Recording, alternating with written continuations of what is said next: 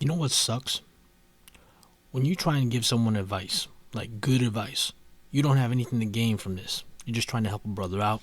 Go out there, do something good for yourself with this advice. And then you realize later that whatever advice you were given was going in one ear and right out the other because they weren't going to listen.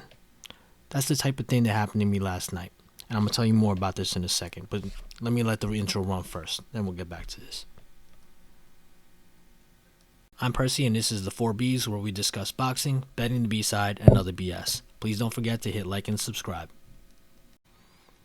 Alright, so last night was the Crawford-Madrimov card. And like I always tell you, I must have said this a bunch of times already, probably 3 or 4 times, and I've only been on YouTube for about a month. I say whenever you make a money line bet, what are you supposed to do? You split your bet. Alright? Because that way, then if there is a cash out offered, you can take the cash out and get some of your money back, or even come out ahead if you do that, no matter what happens with the judges, right? I gave that advice last time too, and somebody decided to ignore my advice, and I'm gonna let you see a picture of this guy so you can visualize as I tell the rest of the story, all right? So just give me a second while I do this.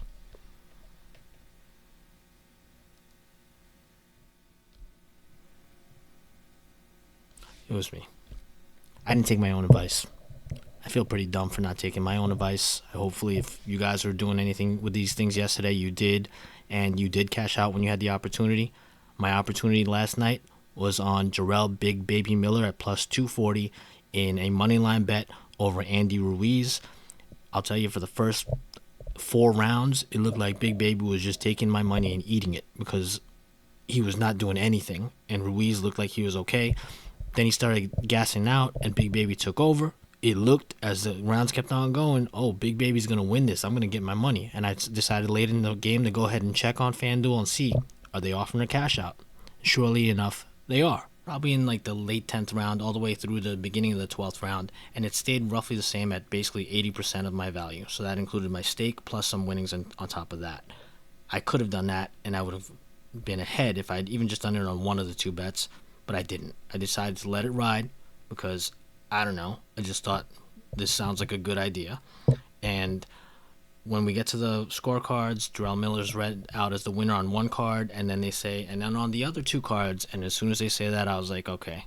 It was going to be a majority decision draw, which, if we reference back to the betting 101 on how to bet the money line, if you do the straight money line and it becomes a draw, it's a push, you get your money back. If you do the money line 3-way and it has a draw as an option there, you got better odds, but then when the draw hits, you lose your money. In this case, it wasn't worst case scenario. I did get my stake back, but I lost out on being able to cash out on what was an unfavorable outcome for me, but I was being offered better odds on the cash out there. Same thing happened to me when I bet on Vasily Lomachenko against Devin Haney. You think I would have learned from that one? I didn't. I learned to split my bets. I just didn't learn to cash them out. I really hope you guys do learn to do that. I just want to let you know, I'm trying to stick to the schedule where I definitely preview on Friday and Saturdays and give you options on bets for the upcoming fights. And then on Sunday or Monday or so, do a full recap of the fights from the weekend if I can. But this week is getting a little bit busy. I'm going to try and get to that recap of the fights from this weekend a little bit later, plus an eye towards what Crawford should be thinking of doing next. But I definitely will get back to you with the Bohachuk-Ortiz line and what I would play on that one as well. Till then, have a great week, and I'll see you again for the fights on Saturday.